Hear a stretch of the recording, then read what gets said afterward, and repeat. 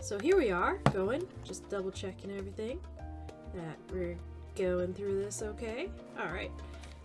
So today, my head is being a little funky. Been kinda weirdly sick lately. So, just gonna take it as we can go. And last time, we had the little dinner party with the younger scions, and, a little bit more of Fandandy and Xenos. I'm sorry. I don't know how to feel about Fandaniel yet, so I just keep calling him Fandandy. Maybe he'll grow on me. That Amon thing was still weird to me. I don't know. So, I'm gonna stop for 1 second and kind of just reflect a little on the story. Basically, how I feel about the story overall right now is it's a little jank. I feel like, though, the feeling that this is gonna get, there's probably gonna be some weird moments. Like, Shadowbringers is really well put together. It did have a couple slow moments, but I never felt like they were weird, like, tonally, compared to Endwalker a couple of times here so far. I think probably Shadowbringers is a little better put together. It probably helps the fact that it was kind of almost a self-contained little thing, with being mostly on the first. Endwalker does have a lot of things it has to live up to, so I will expect some jank. I'm looking forward to seeing, though, if the highs hit pretty hard. And yeah, so gonna start the 82 content now. I hope you didn't mind us barging into your room for our late night feast. For what it's worth, it did me a world of good to put our troubles to one side, if only for a moment. Okay, sorry, I was still paranoid about recording. Sound the bell, school's in. Kral and Grauhatia were having a pleasant conversation until you barged in. Well, okay, I didn't mean to be rude. Oh, there you are! Feeling refreshed, I hope? I was about to make my way to the studium as it happens. I wanted to try and speak with Scholarch Monteshane and thank him for coming to our rescue in the rostra. As it turns out, he'd come here to see us following the hearing, only to find that we'd already departed for Thavnaya. Knowing him, he was probably hoping to chew the cud with his former students. Since we're still waiting for Ishtola and the others, I thought now the perfect time to pay him a visit. Care to join me? Yeah, alright. And then it's settled.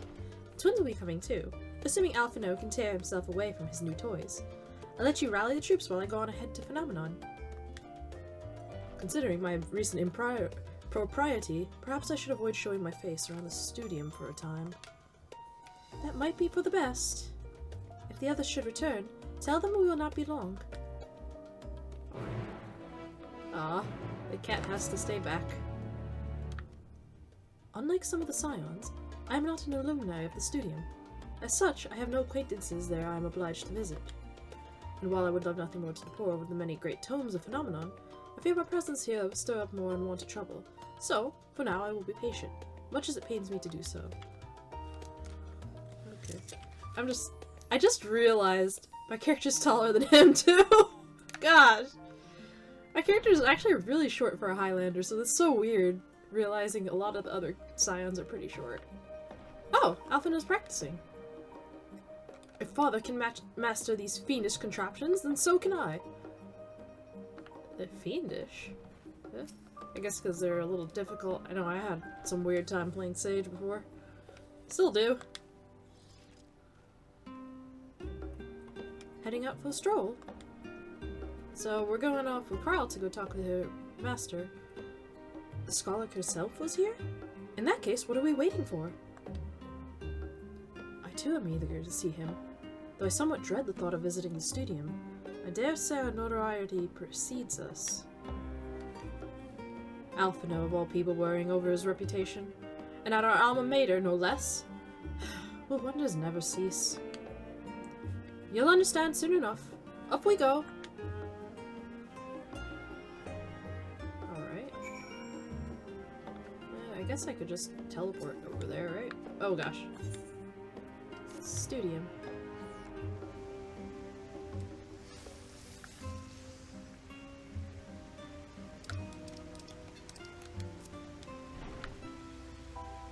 Oh, they're out here. Okay. Crown! See that sculpted picture above the entrance? That's the mark of Thaliak, the scholar. Bearer of the waters and knowledge. It's no exaggeration to say that chalet in itself was one enormous shrine to him, and that's especially noticeable here in the studio. Oh, that one that they're talking about. Or I guess also that up there, too. Alright. Neat. I was hoping to catch it while we were talking, but it was a little tricky. A lot of water, like they said. It feels like only yesterday that I first walked through these doors.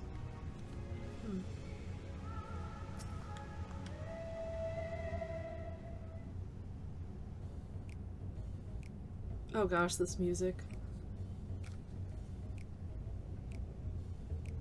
Here it is. Phenomenon. While I expect you to made note of it before, one could hardly miss it. This is the first time you've been here on official business, correct? While most of the space is taken up by the expansive auditoriums, it also houses numerous laboratories, testing grounds for the experimental magics, and a host of administrative offices and so forth. As the center of what would later become the studium, it was established to promote the study of ethereological phenomena, hence the name. Though, with aether being a fundamental aspect of nature, its scope expanded to include every conceivable facet of life, and even the universe itself. And then, in the 432nd year of the 6th Astral Era, Phenomenon was decreed complete, and the studium officially opened as a place of learning. The long and storied history is without question the world's leading authority in aetherology, the arcane, the occult, astromancy, and countless other fields, standing proud as Charlayan's foremost educational institute.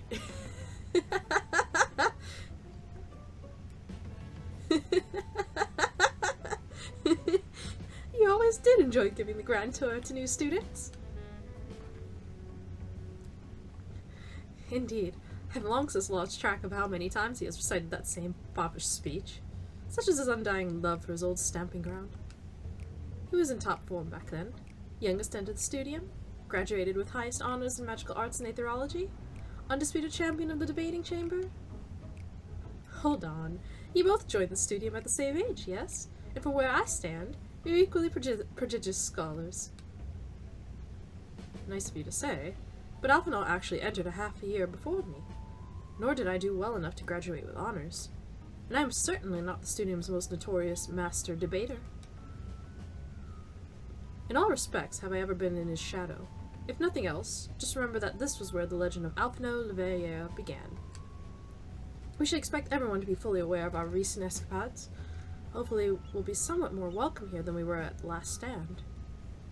I know better than anyone the adoration the student body has for Alphinaud, and with a bit of luck, it might work to our advantage. Well, hopefully. I mean, not everyone has to dislike you, guys. Well, there's no time like the present. First things first, let's look for Scholar Montchan. Other faculty tend to frequent their offices, but unfortunately for us, he's fond of wandering wheresoever his whims take him. I don't know how to pronounce that guy's name! I'm just trying, guys. Let's split up and ask. Let's split up and ask the students if they've seen him.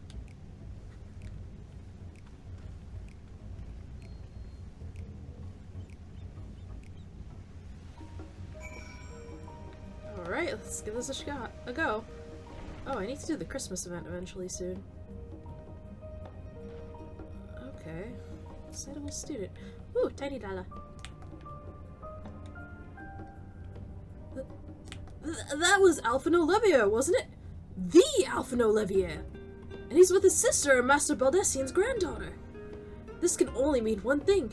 An event of epoch-shattering proportions is fast approaching. Spread the word! Well, we are visiting. Oh, sorry, you said you were looking for the scholar, yes? Knowing him, he could be anywhere, but Miss Alipo should have a better idea. Wait, Alipo? Like in Idleshire? Oh my gosh, look at these guys just oh my gosh. It's Alphinaud himself in the flesh! Look at the sheer adoration of all this. I can't. He spoke to me! He actually spoke to me! Oh my gosh! I can't. This is so stupid. I can't. They're so excited. Okay. I assure you, I'll tell you all about it after my business with the Scholark is concluded. The Scholark? Tell me, my good fellow, does this have something to do with saving the world from catastrophe? Might we turn our attention to Master Levier's grandiose graduation thesis? I too have my doubts regarding our policy of non-intervention. Is it true that your experience overseas are the reason you have incurred the ire of the Forum? Oh, what I wouldn't give to see you butt heads with those old codgers. Well, at least the younger generation's actually pretty cool about it so far. Things were bad enough during our school days, and Alphino's time abroad has only heightened his fame. Or should that be infamy?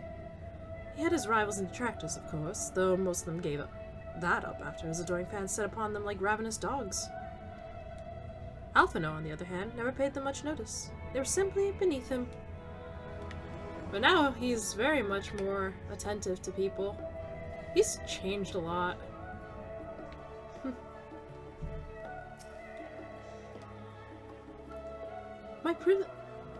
Oh, gosh. What? My princess, my queen, so long as I can continue my research with you, I am in bliss. Well, that lady has a crush.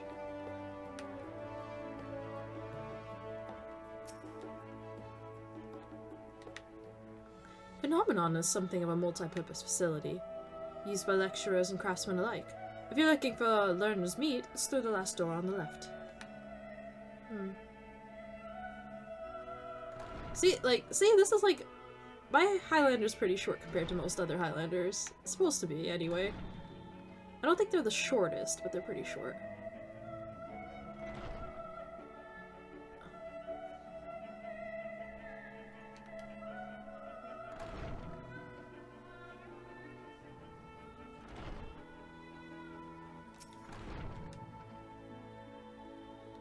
If my friend doesn't turn up soon, we'll be late for the lecture. He'd have been here 2 bells early if it were one of the Professor Mikoto's classes. Mikoto? Oh, like the dragon girl, the Ora.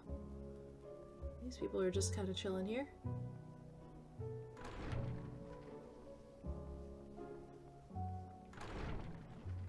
Oh!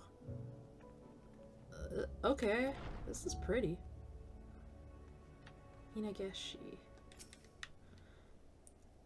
How am I supposed to approach any gleaners for help when the subject of our research remains undecided? Honestly, that man... Boric. Oh dear. Am I ever going to find a craftsman for the professor? All this pressure is going to be the enemy. Oh, I hope I find someone who can help soon.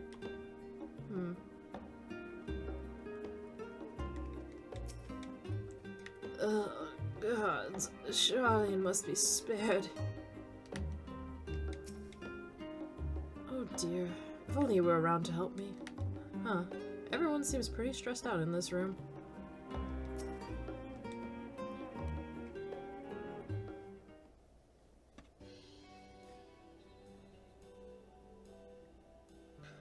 Are you lost? Wandering off of the street, perhaps? Wait, don't tell me. You're a trainee gleaner fresh off the guild ship. I'm right, aren't I? Oh, how silly of me! An orientation is in order. Allow me to bid you a warm welcome to Searcher's Meet. Let me start with the question. What's the most important thing you'll find in the studio? That's right! Books! And what's the second most important? Why, that's simple. Everything else. That's what we deal in here at Searcher's Meet. Whenever the students or tutors find themselves in need of equipment or materials, they come to us. If we don't have it in our stores, we send the gleaners off to find it. Honestly, you wouldn't believe some of the requests we get. Eye of Paisa this, tongue of Gigantode that. It's enough to make your hair stand on end. Which is possibly what some of our students are trying to accomplish. This being a school of magic and all. As our newest gleaner, you'll have your work cut out for you, but I think you'll find it quite rewarding.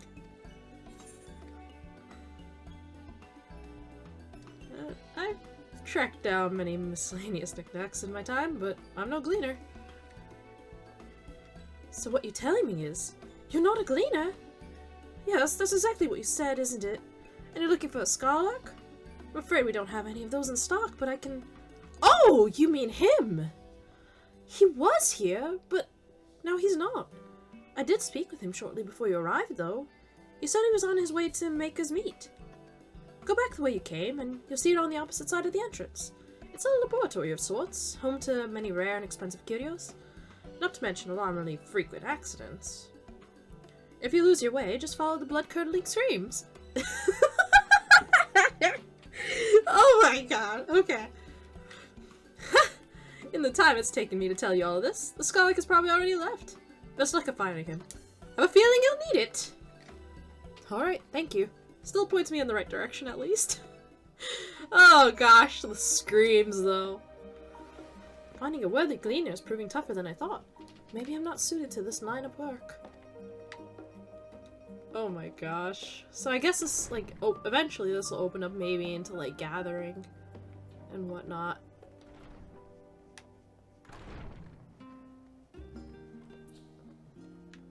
Oh, nighttime music. Huh, I wonder where Kryle is. Is she in here? I kinda wanna see if I can find her or anything. Oh, there she is!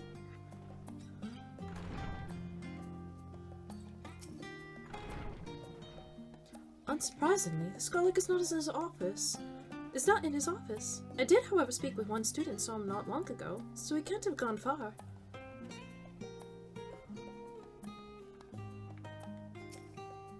It is quite rare to meet an outsider with such a curious mind as yours.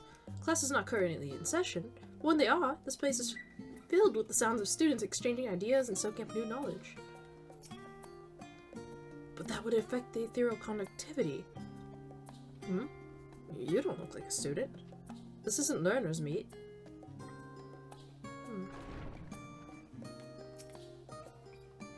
We're researching prophecies. Lately I have been reading over the writings of Master Louis Soir in hope of gleaning some heretofore unknown knowledge.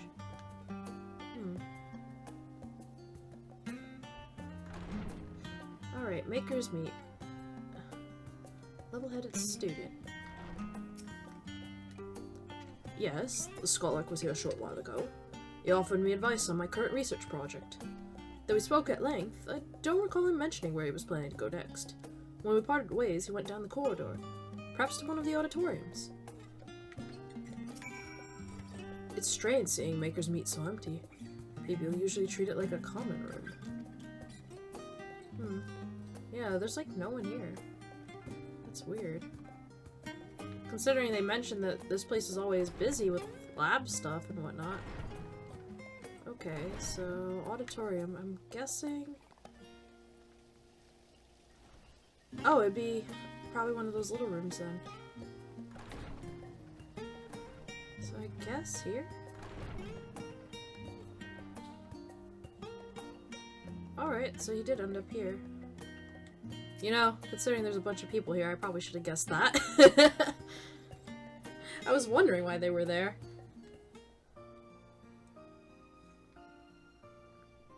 Ah, I remember you. Very unique face. I pray we have not caught you at an inopportune moment. We wanted to offer our thanks for your kind words in the forum.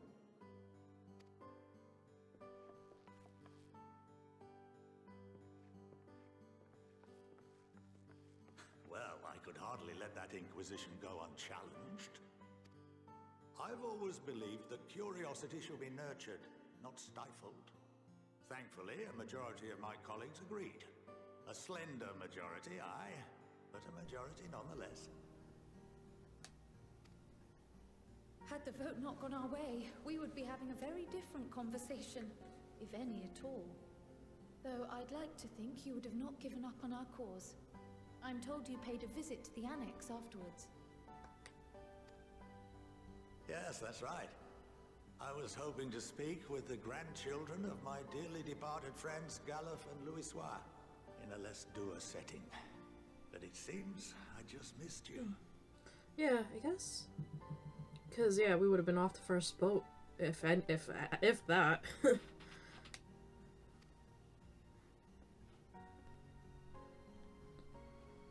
I still can't believe how much you've grown. If only your grandsires could have seen the way you presented yourselves to the Forum.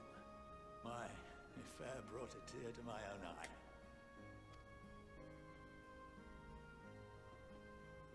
You must have the patience of a saint, putting up with this lot and their antics. Never mind Montoya's prize student.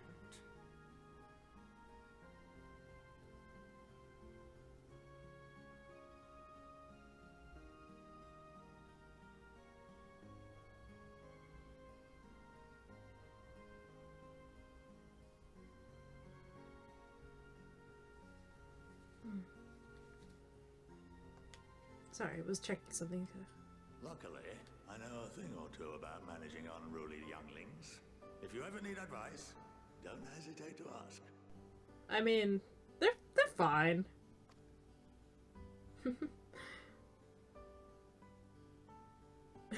They're all just not happy with that.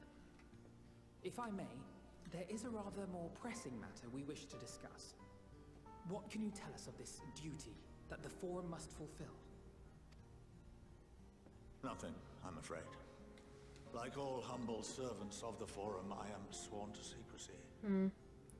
It did seem like it was a spell going on that's preventing them from actually saying anything.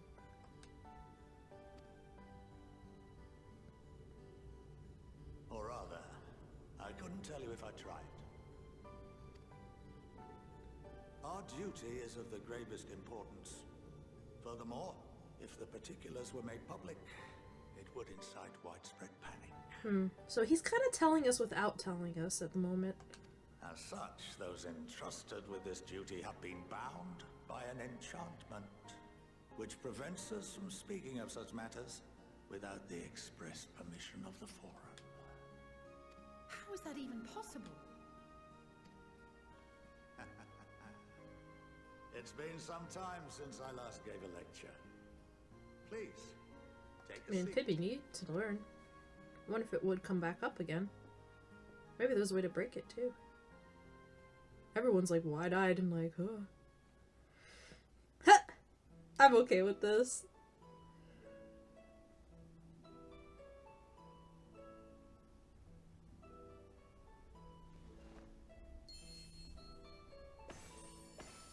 Oh, that's cute. Alice is so excited.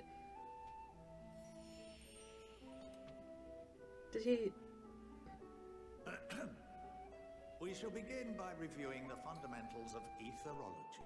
Oh my gosh, this is literally a school session. Haha. The ether, which imbues us with life, can be categorized into 3 forms. Kinda wish I had pen and paper now. 2 are of the incorporeal sort, the soul, and the memory. Can anyone tell me the third? Soul and memory. So, with the third, if they're the incorporeal sort, are you meaning just the body itself? No.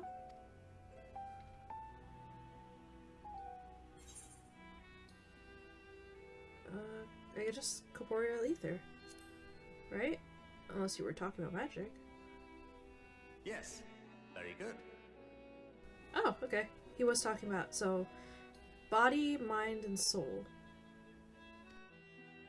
This is the form with which the layman is most familiar. Consumed by even the simplest of daily activities, and replenished by the food and drink that sustain us, this form of ether is in constant flux. Yeah, I do remember that they mentioned way back, actually in ARR, that, I think, that eating food helped to replenish ether. In contrast, the ether that comprises the soul is rarely subject to dramatic change. The same can be said for memory, as the two are intrinsically linked. I guess unless you get tempered by primal or something terrible happens to you.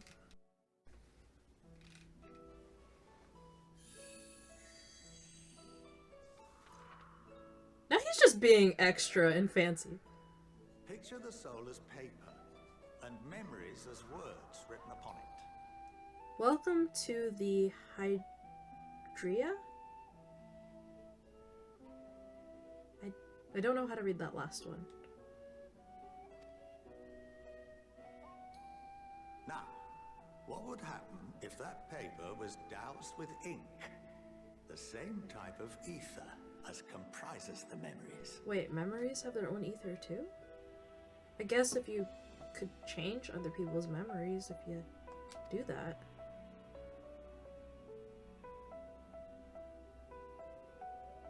Or just completely blind you.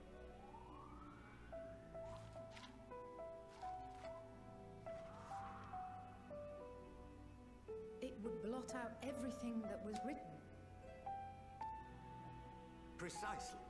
We would be unable to recall the memories. And any activities that depend upon them would be hindered as well. In fact, this exact phenomenon was observed on a vast scale not so long ago. And what might that have been? Observed on a vast scale. See if this... No. If this was the first, I would have said the meteor shower. Would that be like the mass tempering that's been going on then?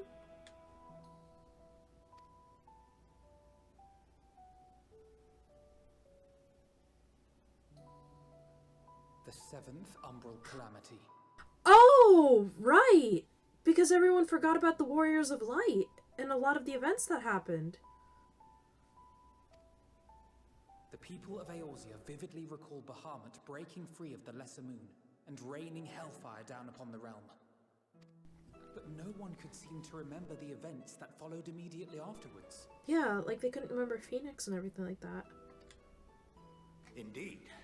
To this day, we have yet to determine whether it was an unintended consequence or a deliberate act.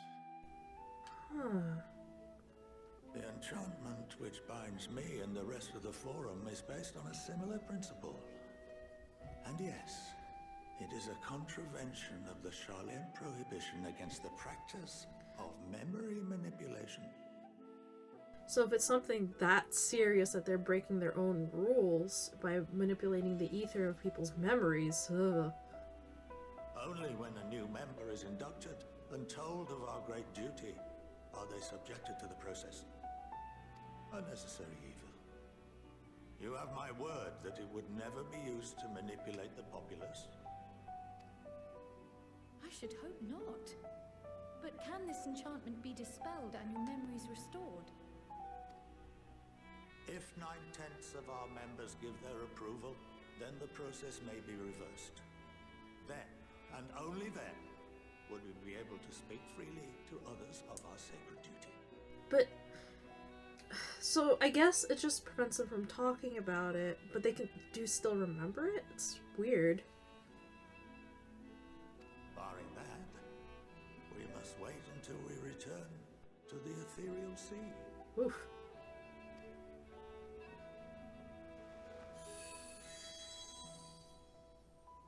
But the way he makes it sound is like he does.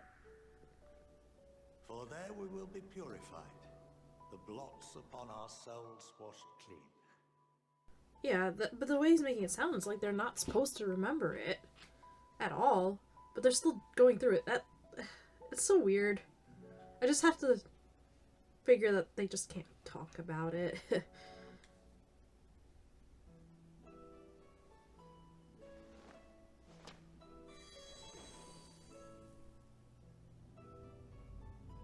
And our memories drift apart and dissolve.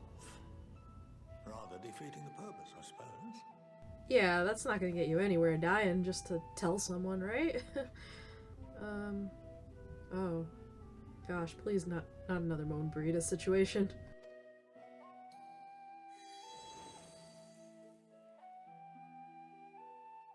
But there are those memories that are indelibly etched upon our souls. Some believe. Like the Crystal of Azem, right? What happens after that? We are reduced to pure ether, coalesce with that of others, and create souls anew. alternative schools of thought assert souls remain whole and return to the corporeal world, reborn into another form. Usually the latter seems to be more the thing, but I wonder if Fandandy's case is more a case of the first. Both theories have their proponents. Personally, I consider each equally probable.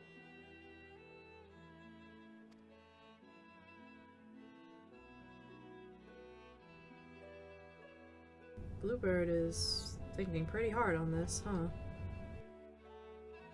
Well, I think that's enough education for today. Now that I've given you some food for thought. Or rather, an entire banquet. I wonder why Bluebird was stressing out about that. I wonder if it's giving them just a little bit more context to what's going on.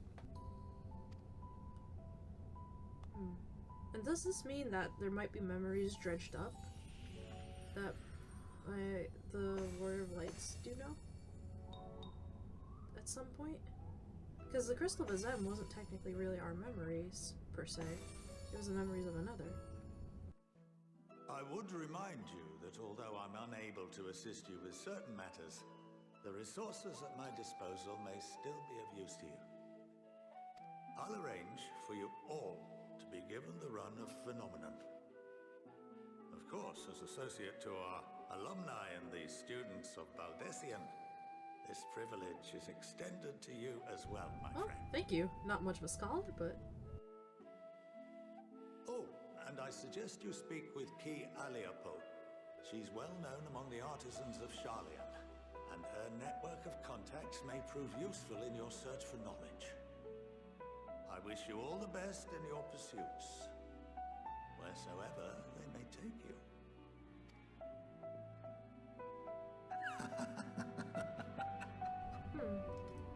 I like him, I guess.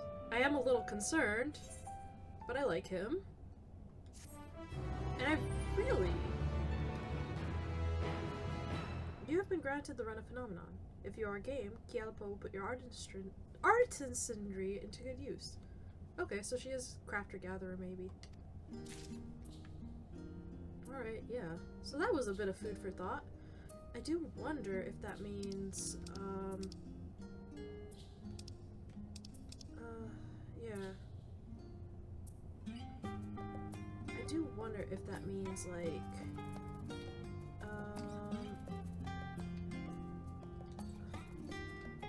sorry, I'm, like, looking at the FC chat for a second. Oh gosh, so much shit went down, I don't even know. But, yeah, I do wonder if that means that the memories, because again, like I said, that Crystal of Azem technically wasn't our memories. It was a spell, though. So I wonder if it's gonna eventually, something is gonna get dragged up. But it's gonna take something pretty crazy to do that, it seems like. Because if our memories weren't embedded in the crystal, I don't know what would. It would have to be pretty crazy, something like how the meteors happened. But that's like an inborn memory of everyone from the very first sundering. Well, the sundering itself. And all that. Prior sundering. Some of my earliest memories are of Scholar Montshain, actually. He was a close friend of our grandfather. He would come for tea and amaze us with his tricks, much like his demonstration with the paper and ink. He's a huge part of why I wanted to enter the studium in the first place. Scholar Montshain is best known for his role as head of the studium. He is said to be one of the finest mages Sharlayan has ever produced. Having seen for myself the ease with which he weaves extraordinarily complex and powerful magics, I have no reason to doubt the claim. Alright, Kral, what do you think? Capital idea. Kral is still digesting a rather hefty portion of food for thought. Well, that's given me much to mull over. I feel as though we're one step closer to understanding the Forum's true motives, and the mysteries of life itself for good measure. It's funny. I came here with the intent of expressing my gratitude, only to leave more indebted than before. But feeling this friendship and support will be a great boon to us in days to come. And on that note, let's head back to the annex. Perhaps on the way you could better acquaint yourself with Qui Alipo as the scholar suggested, while I share our findings with Raha. Alright, guys. Yeah. I mean, I could go see what her deal is. I think it's gonna be stuff I can't do, but... yeah, it looks like it's locked to me. Let me see what she needs, and then I'll head back.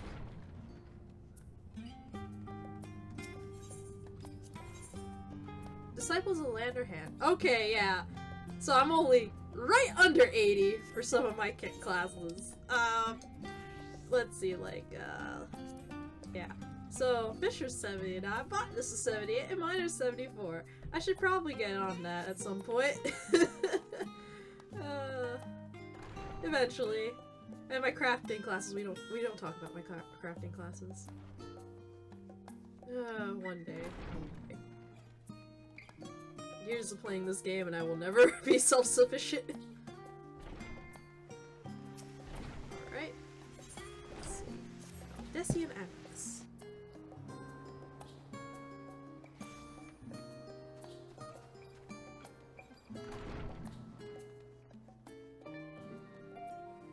Guess in the main entrance.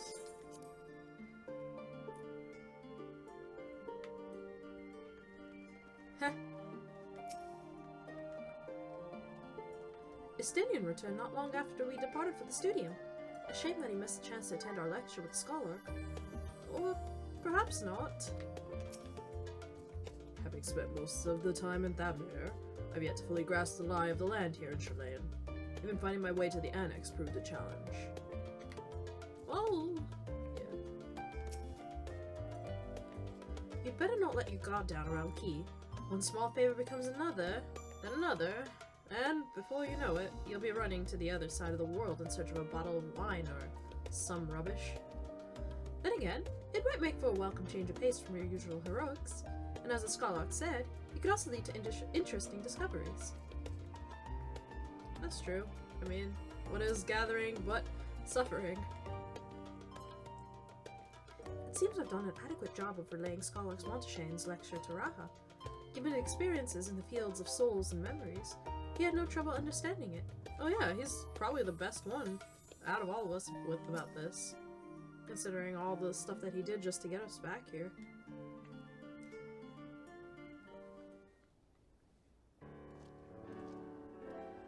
Okay, I figured with that music it was not going to be voiced. I don't know why, but that cue usually means it's not going to be. Not always, but sometimes. Ah, welcome back. From what I hear, your trip to the studio proved most educational. While you were away, I received word from our fellow Scions. As expected, news of the warding scales was met with much joy. Preparations are now underway to bring the leadership of the Grand Company of Eorzea and the Eastern Alliance together to determine a way forward. Our friends have asked that we bring the scales in our possession to Limsa Lomensa. So the time has come for us to go on the offensive. It's too early to say for certain, but that does seem to be the way the winds are blowing. I, for one, can think of no reason to oppose such a plan. But let us see what awaits us in Vilbrand. Alright. Let's start by getting the scales out of storage. Give me a hand, would you, Estinian? Oh gosh. He's like, this woman. Whatever. I like how Crowley's picking on him. To be fair, he is kind of the biggest and strongest out of all the guys here.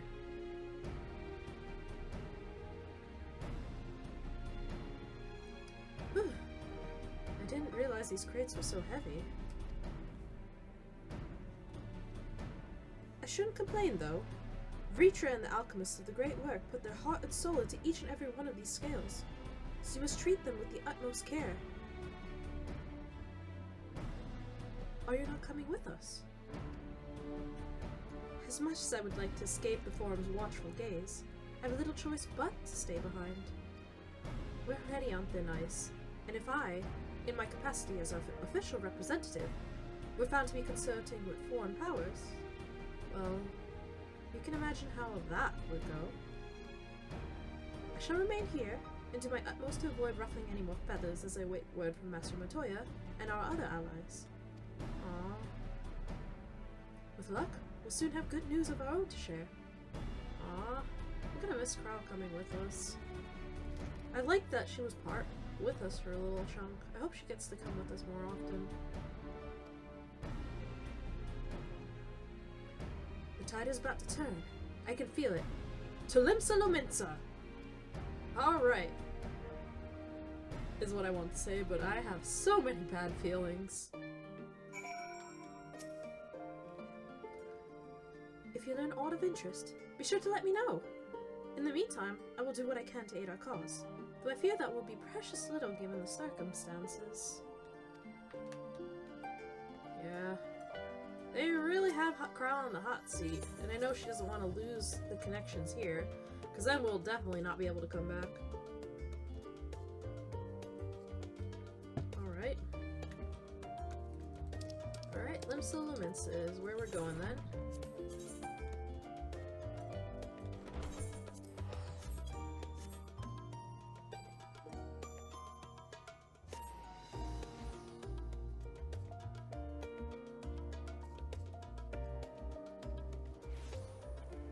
Oh gosh, whatever that thing is again. Oh gosh. Alright. Okay, I want to go... Oh, I guess maybe I'll just go walk down there. I think someone was playing Christmas music there. No, wait. No quick travel here, so just straight on.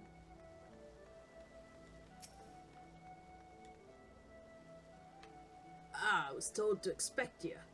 As you may or may not be aware, admirals at present entertain the Elder Seatsia and the Sultana. Three of the most powerful women in the world in one room. Do you need a moment to prepare, or shall I show you to them? Oh, yeah. Now that makes sense. All the leaders right now of every nation, like the main nations right now, are all women. Except for Emmerich, I guess. Huh. Yep, let's head on up.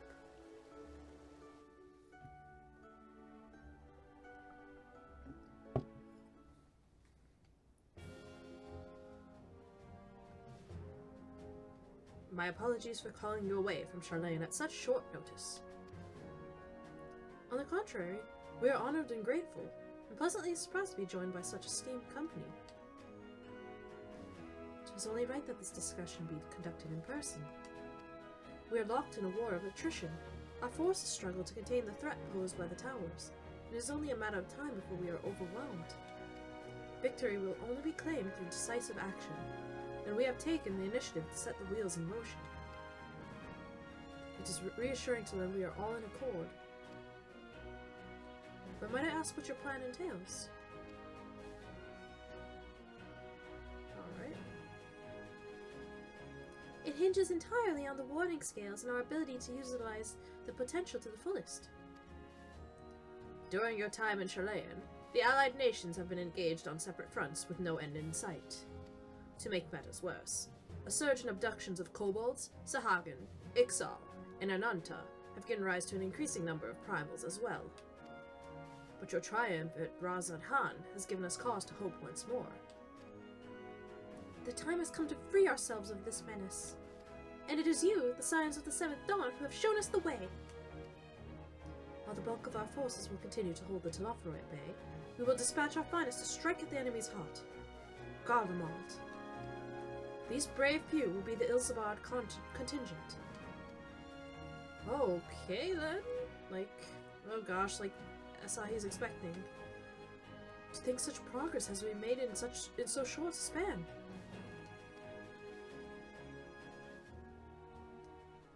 Its objectives are twofold. The first is to provide aid to the people of Garlemald. As previously reported, countless Imperial soldiers and civilians have been tempered, robbed of their free will. They serve the Telophroi every whim without question. They, too, are victims. It is our duty to deliver them from their suffering, not for strategic or political gain, but because it is the right thing to do. I do not ask that we set aside the decades of conflict and conquest, that we simply choose to forgive and forget. I ask only that in choosing to remember, we do not also forsake our compassion and morality. Without that, there can be no reconciliation, only death without end. Aye, on that we can all agree. Our second objective is the colossal tower that Thancred and Urianger observed in the capital. Though its purpose remains unclear, there's reason to believe the smaller spires are merely a precursor of what's yet to come. Until the Tower of Zot was toppled, we'd failed to make any headway, though the same could be said of the Telophoroi. They're certainly in no rush to press further into our lands. I'd wager the Spire's primary purpose is to divide and keep us occupied, while they work towards our annihilation. This would appear to be substantiated by Ishtola's analysis of the Tower's influence on ethereal currents. Based on her observations inside the Tower of Zot, the Spires siphon ether from the land, consuming it to maintain their form. However, they draw far more than is required for this task alone. The excess of ether remains unaccounted for, but we can be sure it is not being harnessed for our benefit. I wonder if it's going straight up to the moon. You know? Like, they are pointing up to the sky. So, aside from obviously robbing Heidelin of more ether, if she's that closely linked and intrinsic to the world itself, I wonder if they are, like, again, being driven up towards where Zodiark is to help maybe break the binds a bit quicker. It wouldn't surprise me in the least if it was being redirected to the largest spire in the capital. There's a logic in that. Regardless, once we have uncovered the truth, we'll bring their schemes crashing down, along with their infernal towers. Or, I guess that's an option. That is all well and good. So yeah, I guess that's an option, making sense that it might just be going to that straight tower, but then I still feel like it's probably going to the moon. I don't know. Maybe I'm wrong. But what would you have us do? I guess it was more than handing over the scales and being on our way. We want you and your scales to join the Ilzabad contingent. Consider it an official request from both the Grand Company of Eorzea and the Eastern Alliance. Do you accept? I mean, I'm pretty sure we're going anyway. Perhaps you should be the one to answer that.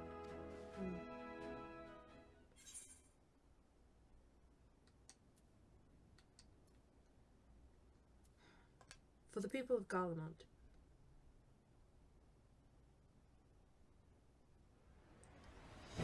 Couldn't have put it better myself. Ishtola, Thancred, and Urianger have already pledged their support and are on their way to meet the rest of the contingent. They were positive you would come to the same decision as they did. Luckily for all involved, the prediction was correct. Once you have delivered the warning scales to Alamito, the contingent will embark on its journey to Ilsavad. Raban and Lord Amaric are overseeing our preparations, so I suggest you make yourselves known upon arrival. Pack warm clothing, furs and the like. Without it, the cold will do you in before the Telophoroi so much as draw steel. As for us, we'll keep the enemy busy while you're gone. They're not the only ones who can create a diversion. Now, we're safe in the knowledge Eorzea will be as you left it, or better, upon your return. Alright, I hope so. I feel like maybe I should not be having very bare arms for going to Garlemald. But I don't think I have something in my glamour dresser that works. Now I am at the Alamegan Quarter, and I will kind of, let's figure this out, Lord, I guess. Yeah.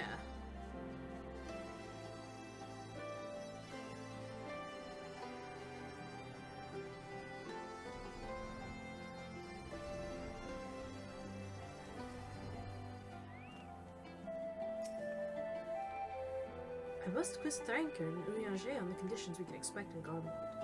I know it's cold, but how cold? Well, I need to keep my ears covered. It can be a bit sensitive at times. If Amaric asks after me, say I'm getting on fine and leave it at that. Don't you dare breathe a word about the cord. Oh, your hair? You're really not worried about your hair? But, what? He's right here! What are you trying to do, Estinian? He's gonna see it! I'll admit, this is all rather daunting, though not quite in the way I was expecting. We'll be standing shoulder to shoulder with our alliance's finest. The best of the best. The Warrior of Light and, well, me. It's silly, I know. Perhaps this is my way of distracting myself from the pot I should be worried about. Marching into Garlemald.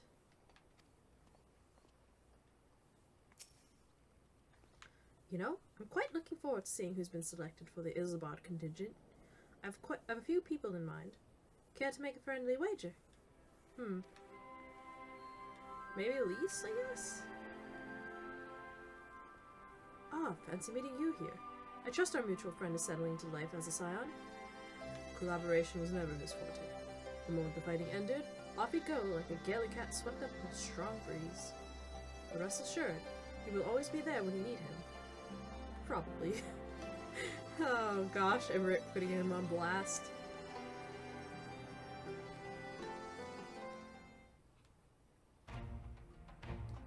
Ah, the Wanderers return. You've been busy bringing down a tower and producing the keys to destroying the rest of them. You should be proud. Those warding scales of yours is what's made this whole venture possible. Will you and Lord Emmerich be leading the contingent? Regrettably, no. Our role is to organize the various delegations into a cohesive unit. Once we have seen you all off, it's back to our respective posts. We dare not neglect our duties for too long, lest our defensive efforts fall into disarray. And just between us, there's a fair amount of opposition to the formation of the Ilzabad contingent. The very suggestion that we send out some of our finest troops behind enemy lines to render aid unto the Garleans has made me rather unpopular in certain quarters. Can't please them all. Sadly not, though I do my best.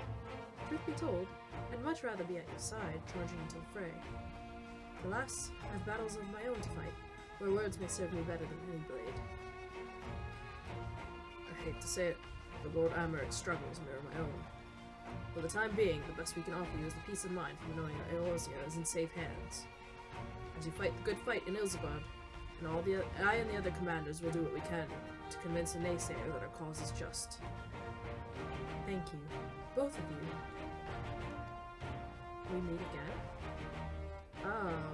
Oh. Okay then. Much has occurred since we parted ways in Werlit. From what I gather, the protective talismans you obtained led the formation of this expeditionary force. My contribution on this occasion is but a minor one, that being the information I have shared with Maxim. For the sake of the people of Garlemald, may the fates be on your side. So you're not coming with us. Strange. I thought you'd have a stake in this. I do. It's an offer I've laid waste to my homeland and saved my people. But though every mote of my being cries for vengeance, I cannot be the one to deliver it. My presence alone will place the entire mission in jeopardy. I stand accused of murdering Emperor Varus and plunging Garlemald into chaos. Were I to travel with the Ilzabad contingent, it would give my countrymen ample cause to question our motives. Conversely, those who believe me innocent may instead celebrate the return of a former legatus and attempt to raise me to a position of leadership, further destabilizing the region and complicating the contingent's mission. Whether I'm branded a villain or hailed as a hero would only hinder your efforts.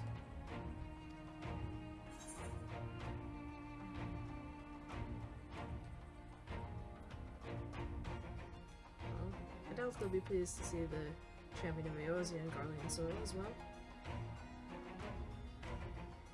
A fair point, but so long as you refrain from announcing your arrival to all and sundry, the average person should have no inkling as to your identity. Although your titles and deeds are common knowledge, only a select few will recognize you on sight alone. Perhaps one day, they will learn that the Warrior of Light is not a demon to be feared, but a woman deserving of their trust. In light of Gaius's rather unique circumstances, I instead will assume the role of your guide. Though I may have defected for political reasons, my love for Garlemald endures. I would stop at nothing to protect her and her people. Well said. Might I ask you to escort our friends inside?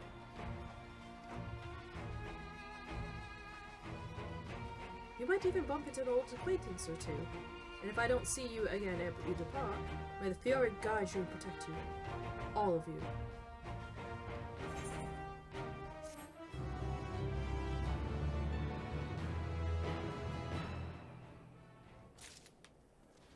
I'm still debating if I want these arm bands. They look kind of funky.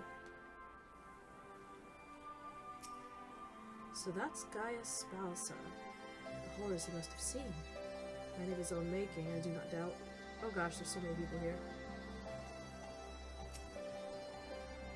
With the knowledge that our allies will hold the line in our absence, we may devote our attention to the Ilsbardi in front. I suppose it's easy for some people to forget there are civilians in Garlemald, too, when the only Imperials they've ever known are soldiers. I mean, a lot of people there are also, like, just, you know. Like Gaius, I too stand accused of Varys' murder, though I'm rather less recognizable on sight. Still, it's something to bear in mind once we reach Garlemald. I neglected to mention earlier that we received a report from our troops that might be of interest to you. While engaged with the Lunar Primal, a great worm swooped down from the skies above and came to their aid. This worm, as described, was a spitting image of Tiamat. It would seem she too continues to wage war against the Telophoroi. I'm glad Tiamat is no longer just morose and wanting to fight now. Once we've seen the contingent on its way, I will turn to my duties here in Alamigo. As many of our most capable will be traveling with you to Garlemald, we who have remain will have to fight that much harder to make up for the difference. But let no man say I do not welcome the challenge. Aye, this old bull isn't ready to hang up his horns yet. Regardless how my countrymen receive you, the cold will not treat you kindly. Underestimate it at your peril. Maxima would have you meet your new traveling companions. Something? The other members of Ilsbard contingent are gathered in the royal palace. I shall inform them of your arrival, so please make your way inside as soon as you are ready.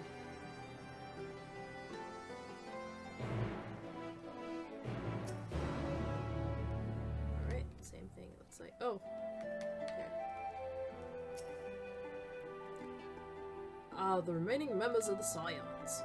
Your friends and most of the Ilsbard contingent await you within. Would you like me to see you through? Alright, let's go in then.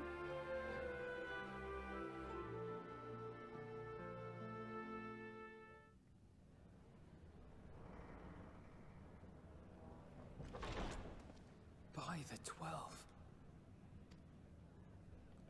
Oh boy.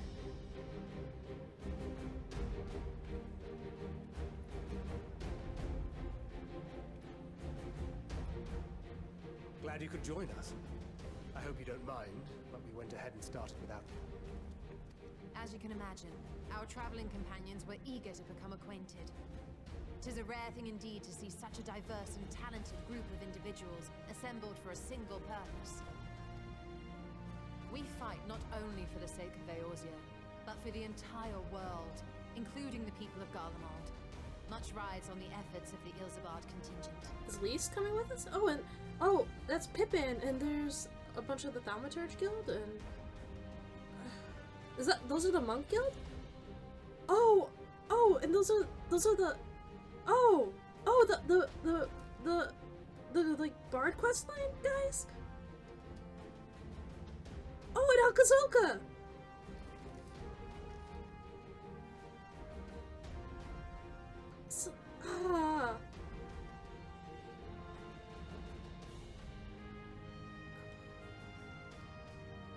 Indeed, which is why I am glad to find myself in the company of many trusted comrades, yourselves included. Okay, I'm okay with Lucia coming with us too.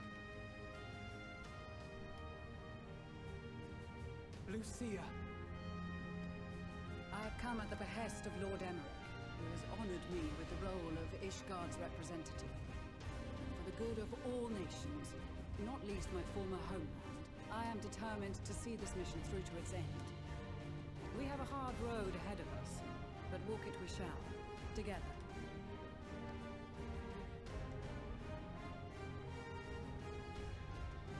We too welcome this opportunity to work together once more. I have faith that, if there is a way to resolve this conflict, we will find it. Allow me to introduce you to the rest of our company. Everyone! If I may have your attention... Oh, this is so cool. He's coming too? What about his sister? I guess one of them has to stay behind in Gridania, huh?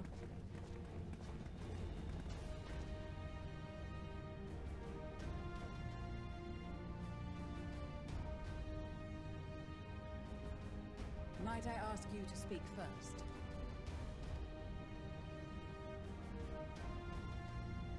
If I must, I am Arun Senna, spokesman for the Gridanian delegation, here on behalf of my esteemed sister, the Elder Seedseer. We shall provide support and protection to those in need during our time in Garlemald. Not the voice I expected for him. To that end, I am joined by healers selected by the Conjurers Guild, with the Order of the Twin Adder's Finest serving as our escort.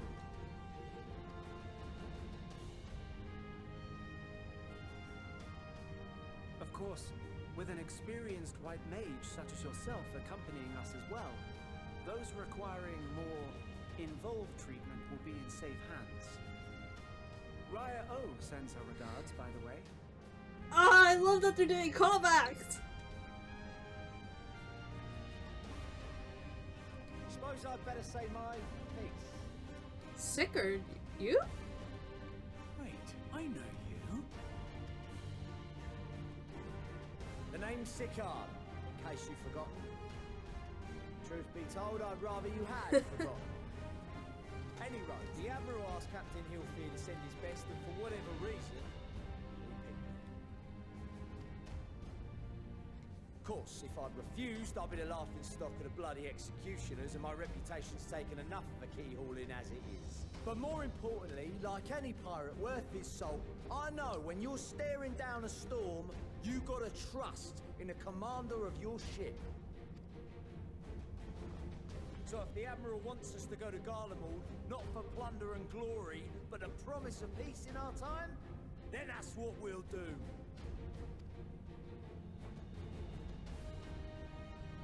Since we all know how much the Empire loves its steel, we thought we'd bring along a few smiths to make the most of it.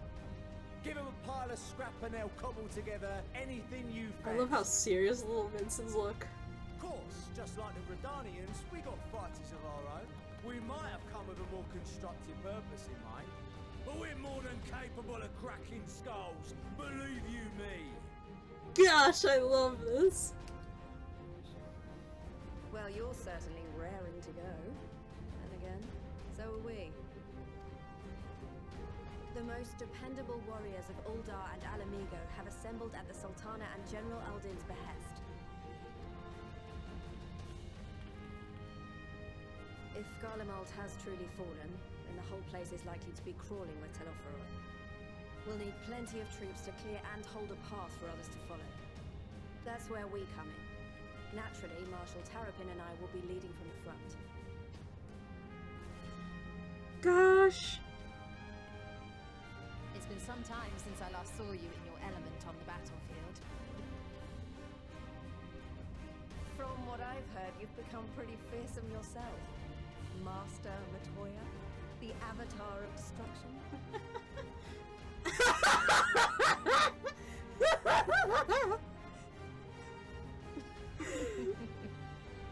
With comrades like these, I know we'll succeed, no matter what. Gosh, you put her on blast! I need to say.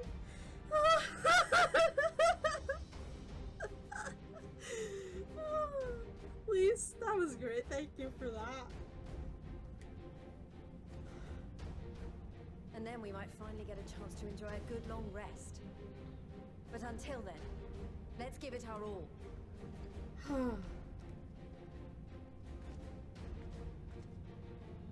As for Ishgard, we Temple Knights have come in force to uphold our nation's commitment to the peace and welfare of our allies. The bitter cold of Garlemald is a formidable enemy in of itself. Our experience fighting in ice and snow will prove invaluable in the days ahead.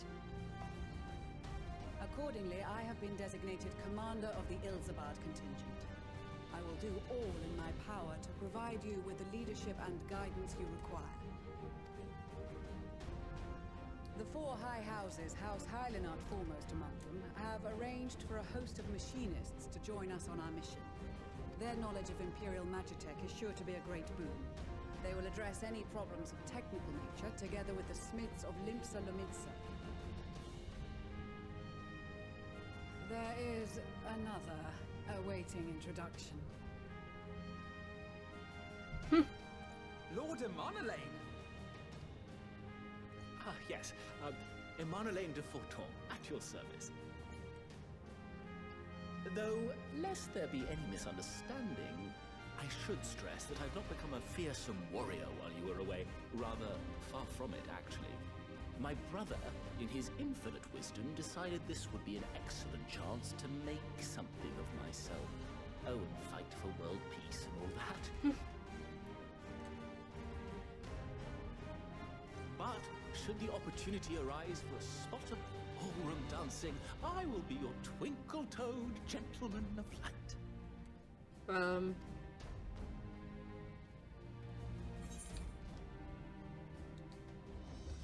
I dare say your fancy footwork may be all that stands between us and certain doom.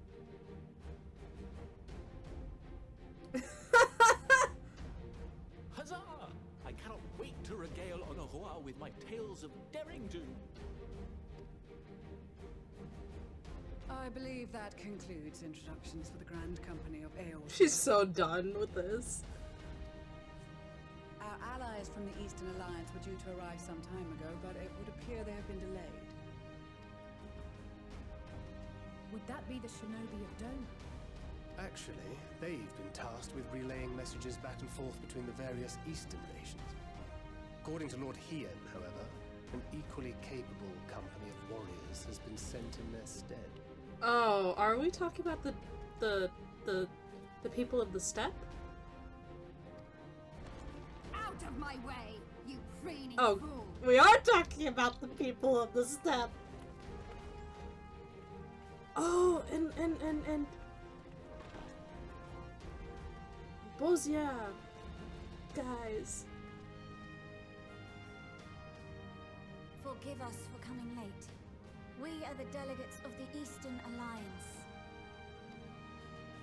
Cyrena, and you've brought company. For battle and blood we come, as the steppe is sorely lacking in both.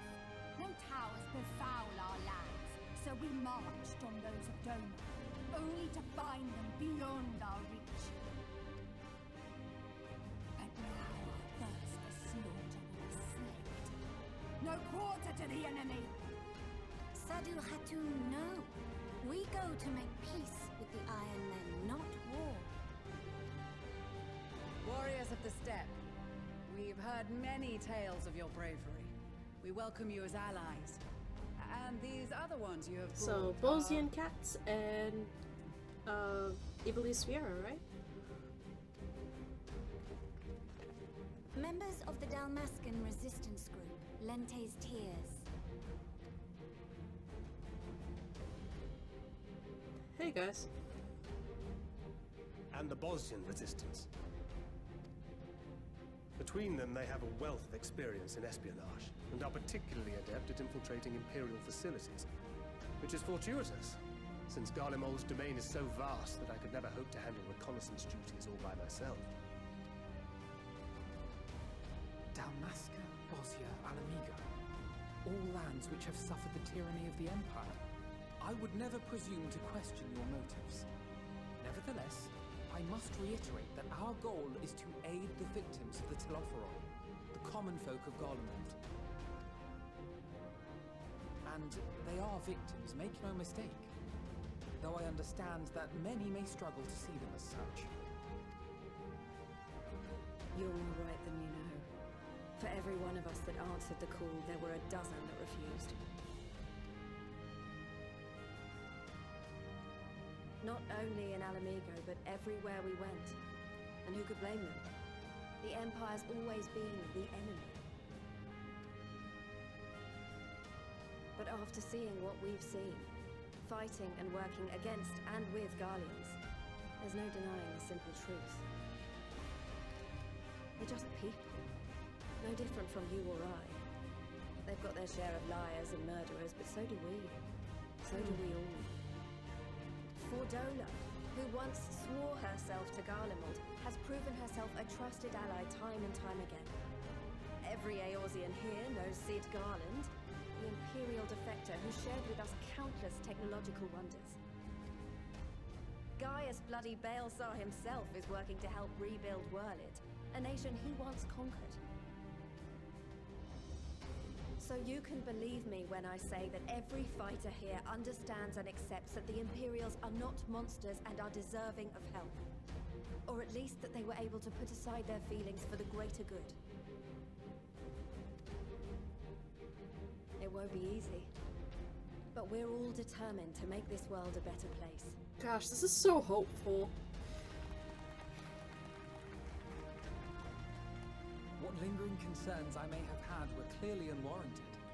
I agree with everything you said wholeheartedly.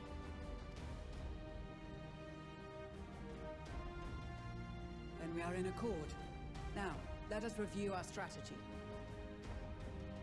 To reach the Garlean capital in northern Ilsabard, we must cross the central mountain range. Fortunately, Garlond ironworks can provide aerial transport, sparing us this most treacherous part of our journey. However, attempting to fly any closer to Garlemald would attract the attention of the Telophoroi. As they appear to have seized control of the majority of the Imperial military, we must assume that includes its fleet. In addition, Garlemald possesses devices that can interfere with airship navigational systems, further discouraging an airborne approach. Given the circumstances, the closest we dare deploy our contingent is an area between the range and the capital, the Magna Glaciers. From there, we must travel the rest of the way on foot. We will also need to bring the airships with us to ensure we can withdraw with haste. Although much of the terrain will be blanketed in snow, we should be able to make use of local roads and shipping facilities. The vast ice field will afford us an unobstructed view of the surrounding area. On the other hand, it will also allow others to easily spot us, so it is imperative that we only make camp in positions where we can easily defend ourselves. And the airships, which must be kept safe at all costs. We cannot account for every possibility, so we must be prepared to think on our feet. We will be tested. Sorely tested, I expect. But for our homes and for our people, and a people not our own but in need, we will succeed. Spare no effort in your preparations. Once we depart, there is no turning back.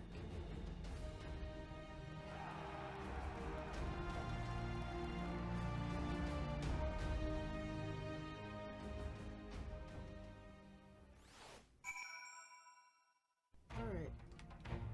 Oh my gosh. I'm going to die. Ah! Oh gosh, that's too many people to talk to. I can't do this, man. I can't. Oh, gosh. Hi, Sanson. When I heard the God's Quiver was sending a bard to join the contingent, I thought this would be the perfect opportunity to demonstrate my strategies involving the use of song on the battlefield. As expected, it was none other than Goidelet. Honestly, I hope he doesn't cause any problems, though I'm not about to hold my breath. Well, would you look at that, Bluebird, swooping in to pluck our former villains from the jaws of death. You and yours certainly are a heroic bunch, aren't you? Sanson, on the other hand, who does he think he is preaching to me as he does? Honestly, last thing I need is him talking my bloody ear off. In case you were wondering, Ashiva will be staying behind to defend the Twellswood with my sisters.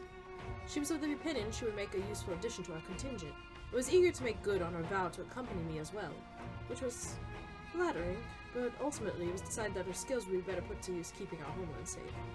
I am, of course, obligated to share with her every detail when I return. Greetings, Bluebird!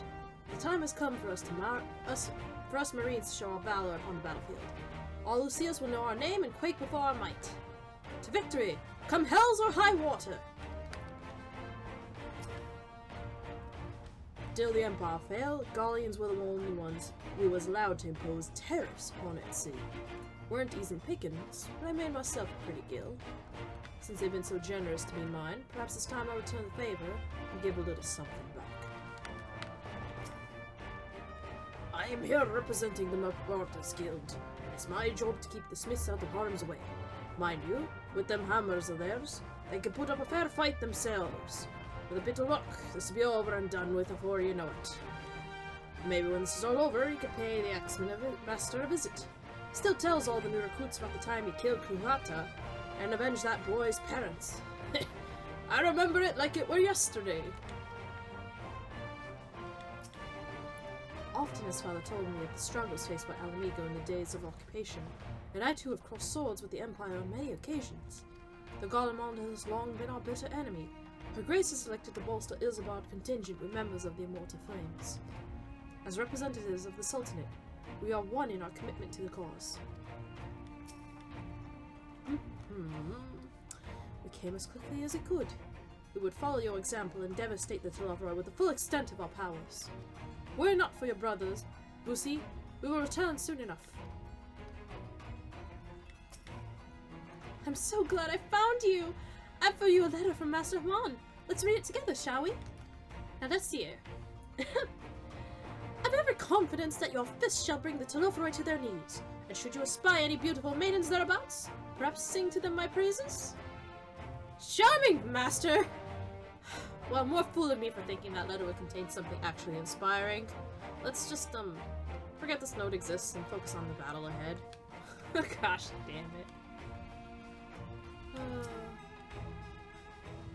It seems so long ago that we were sailing across the Ruby Sea and charging about the Azim Steppe with Serena and the others. I say we're overdue for another adventure. Brings back memories to see so many familiar faces. We've been through so much together. Good times and not so good. I expect Garlemald will be mostly the latter, but I'd like to believe we'll look back on these days more fondly in the years to come. But for that to happen, we'll have to make it out of this alive. Don't you die on me, I've led troops into battle many a time, but never a unit with such divisive range of talents. While I've been briefed on their capabilities, I expect you can provide additional insight into their strengths and weaknesses. I'd appreciate any advice you have. I cast my lot with the Popularis to bridge the divide between Garlemald and her territories, that all may be united in common cause. But we were disparaged as a radical element. Dissenters took to destabilize the Empire from within. Many friends and even my parents perished in unfortunate accidents. I, too, would surely have met the same fate had I not defected. Nevertheless, I still dream of equality and peace for all. As the world itself stands on the brink of collapse, I will not hope that one day that dream will become reality. Well, well, if I'd known what a social gathering this would turn out to be, I'd have dressed for the occasion. Still, this seems the perfect opportunity to mingle with the other guests. Would I be correct in assuming those ladies over yonder are Serena Sandu of the Steppe? Perhaps I should introduce myself, though I don't much like the look of that fellow with the enormous axe. Yeah, don't try it, buddy. Just don't. If it isn't Bluebird, it's thanks in no small part to you that the manufacturer's future is looking brighter than ever, my friend. I'm pleased to report that I and a handful of my colleagues have been selected to join the contingent. Ere the expedition has ended, even the Temple Knights will be singing our machinist's praises. Once they have borne witness to not only our mechanical proficiency, but our combat prowess too, of course. I trust Stinia is proving himself a useful addition to your band. Though I'm here today in my capacity as Temple Knight, I look forward to seeing the other former Azure Dragoon in action once more. Gosh! Once again we find ourselves fighting on the same side. First Borgia, now Garlemald. It may seem strange I'd agreed to aid the Imperials after waging war against them for so long, but here I am. It's time we put the past behind us. Gosh, look at all these guys excited and talking and mingling and I'm glad to see you are well, Bluebird. Grandmother was worried for you. The night I agreed to come hither and join the contingent, the gods sent her a strange dream. 2 suns, one burning red, the other frozen black. Closely they circled, closer and closer, and as they danced, the world fell to ruin. In blinding chaos she spied blackened silhouettes, and knew at once that one was yours. Yet we know not how to interpret this dream, save as a sign that great danger awaits. But whatever lies ahead, I will walk with you, traveler. Is that gonna be me and Xenos? I care not for the Iron Men or their troubles. It is the destiny of the weak to die in ignominy. Even so, I will do as I have agreed. I volunteered to join this band at Serena's request, and if she thinks it a worthy cause, that is reason enough. Though we all hail from different tribes, our bond has grown strong of late. She's much better company on a hunt than any of the steppes oafish men could dream to be. Oh gosh, I think that's why I remember hearing people talk about shipping them.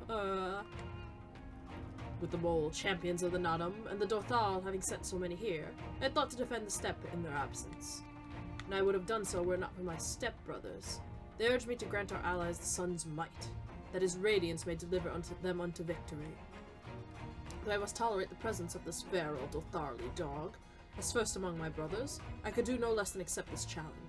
My deeds will become the stuff of legends. Gosh, how the hell are they gonna write all these characters? Are they even going to? Oh gosh, okay, it's just the science now. I did not expect to see the other former Azure Dragoon here of all places. As he well knows, I'm not one for verbose greetings. We shall instead let our lances do the talking once we are on the battlefield. Then we'll see if the other has been diligent in his training. This is extraordinary. To be in such company, the finest our allies have to offer, with comrades such as these, we're bound to succeed, I'm certain of it! Oh, Graha's just fangirling so damn hard. We've been in the part of joint military operations like this before, and with far greater numbers. But for some reason, this feels very different to our previous experiences. Despite having shared little more than introductions, there's already a palpable sense of camaraderie. I was half expecting to find the man who taught me red magic amongst our number, but he's nowhere to be seen. I suppose he's had his share of unpleasant experiences with the Empire, but so have we all. Perhaps there's some other reason. Well, in any case, I have a feeling I'll see him again once this is all over. I'm sure he'll be pleasantly surprised by how much my sword play's improved since we last met. I did wonder why he's not here too, actually, now that you mention it. Blessed are we to have made countless steadfast allies o'er our journey's course. Indeed, we are joined today by many new acquaintances, who in time shall we come to call our comrades, and maybe hap friends. I have close ties with the scouts of the Eastern Alliance and the various resistance groups, and they're an absolute joy to work with. Oh, that's why he was so excited hearing these guys were coming to help him too. Besides the delegates assembled here, the Amalja and several other tribes offered to send troops of their own. Unfortunately, due to their physiology, many would struggle simply to survive in the harsh climate of Ilzabad. They would also likely prove tempting targets for abduction from the Telophiloi. All things considered, they can better aid the cause by bolstering our defenses in Eorzea, though their eagerness to do more has been noted. We few shall have to suffice. Ere we embark, we must distribute the warding scales to our comrades. Care to do the honors? Alright, let's give him all to— oh gosh. Alright. Yes?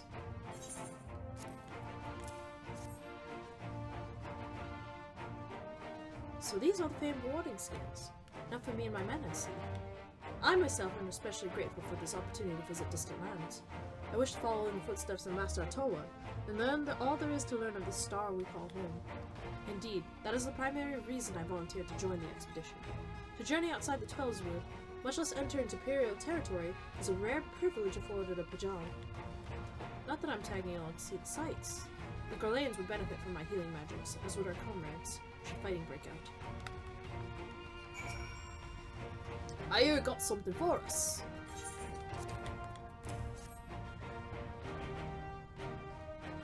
Ah, them scales everyone's been talking about. Pretty little things, ain't they? Reckon they'll be worth a gil or two when this is all over, but we'll hold on to them for now. And one more thing. I know what you're thinking. Why didn't they send Enzar instead? Fucking if I know. All the Admiral and Captain Hilfer told me was they needed someone to help safeguard the future. And here I am. Can't say they haven't got a sense of humor. Of course, some of you might be wondering what good a pirate is on dry land in the middle of the sodden snow of all places. Well, me and my crew will do whatever needs doing, so let's set sail. Or however the saying goes on airships.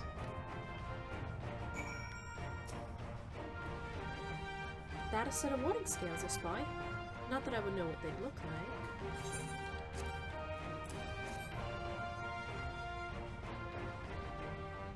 Wow, look at these! Even a layman like me can tell they're bursting with aether. All the better to fend off the tempering waves? Is that the right term? Anyway, these will give us one less thing to worry about, which just leaves the other mountain of whatever else is waiting for us in Garlemald. Only one way to find out, eh? And nervous or not, I'd march through all 7 hells if it gave me a chance to put Xenos back in the grave where he belongs.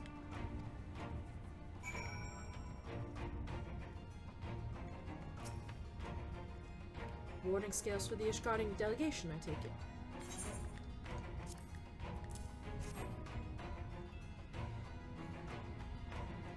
Many thanks. These talismans may prove to be the deciding factor in the battles to come. I find myself conflicted by this foray into Garlemald, sent by the Empire to infiltrate Ishgard, only to throw in my lot with those whose secrets I was supposed to be stealing.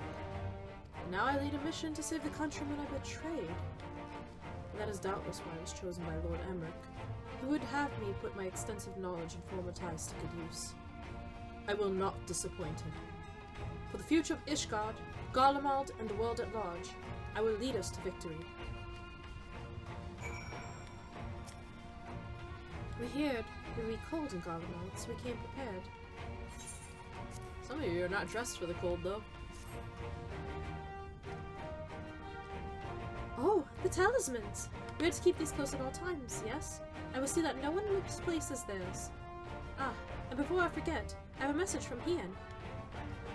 In distant lands, in times of strife, together stand, together fight. In darkness shines the light of life. I hope I've done his words justice. Doma, much like Ulthar, has been plagued by the towers, yet while he could not be here, he wished to express his shared conviction. Hien and Ugiri labor without rest to unite the people, and with their aid will we keep the enemy at bay.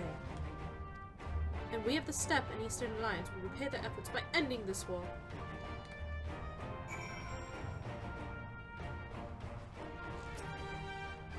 Do you have a warning scale for me too?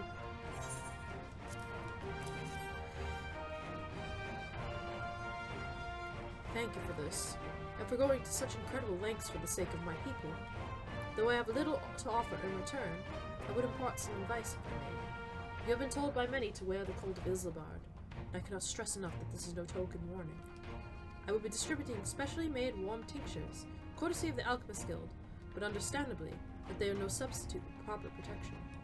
I leave the provisioning of such protection to your discretion. Now let us proceed to the Alamican Quarter. While you make your final preparations, I will have the pilots ready the airships.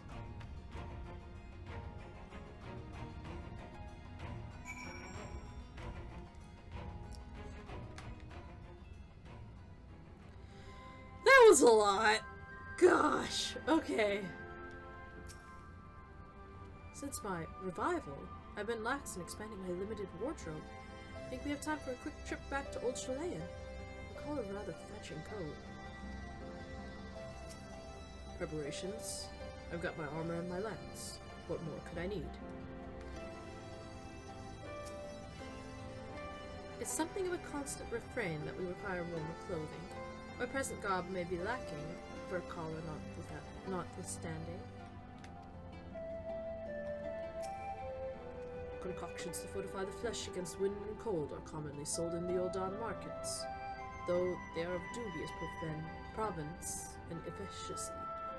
It is said, however, that in recent days the Alchemist Guild hath produced a tincture capable of such a feat. Mayhap the achievements of their Thavnarian counterparts spur them to action, that they not be put to shame. This coat is quite warm, but I have something rather thicker for occasions like these. There's no telling how long we'll be out in the open, and we can't go starting fires willy-nilly if we want to avoid detection. If you've anything you still need to take care of, you better see to it now.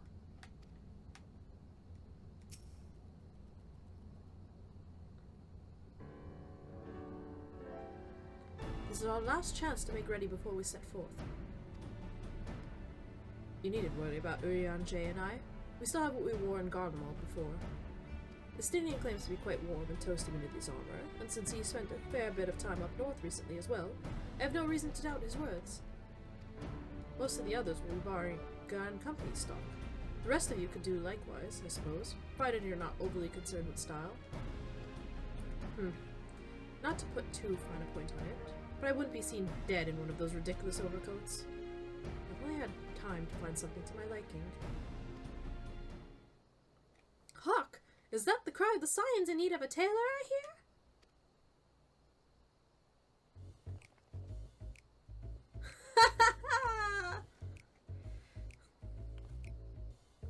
But how? I knew it was going to be Tataru. I have my ways. Oh yes, indeed. You thought you could sneak off to Ilzabad without telling me? Ha! Nothing escapes my notice. Now, you will wear these garments I've made for you, whether you like it or not. You never cease to amaze.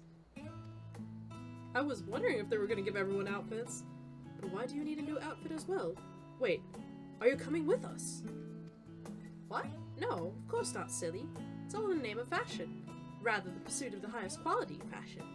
Besides, how can I expect others to wear my creations if I've never worn them myself?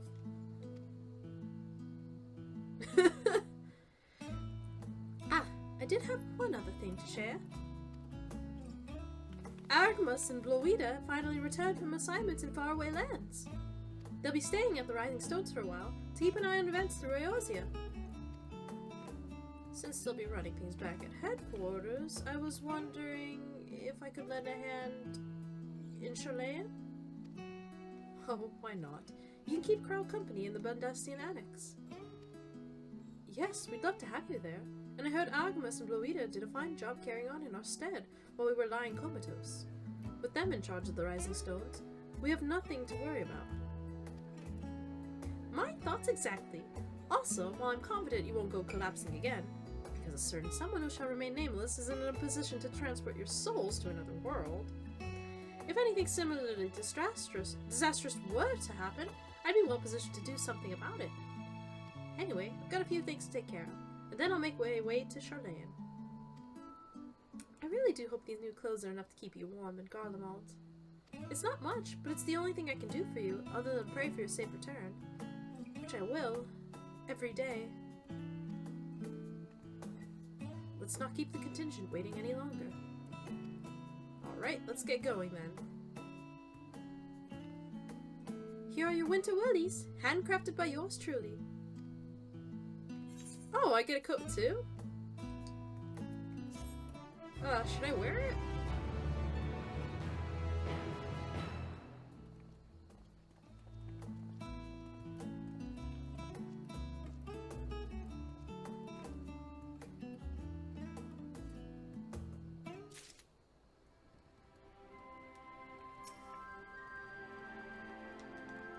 Let's try it on.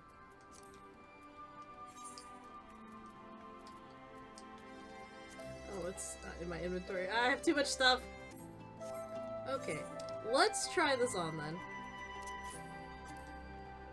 I don't think it's my style. I'm sorry, Tataru. I don't think this is my style at all. I'm gonna stay in my coat. It's cute though, just really not my style. A frosty reception. Tataru is desperately trying to retain her composure as she prepares to see you off on another perilous journey. Okay, let me give this 1 second. I'm gonna take a short little break and pause this for a second.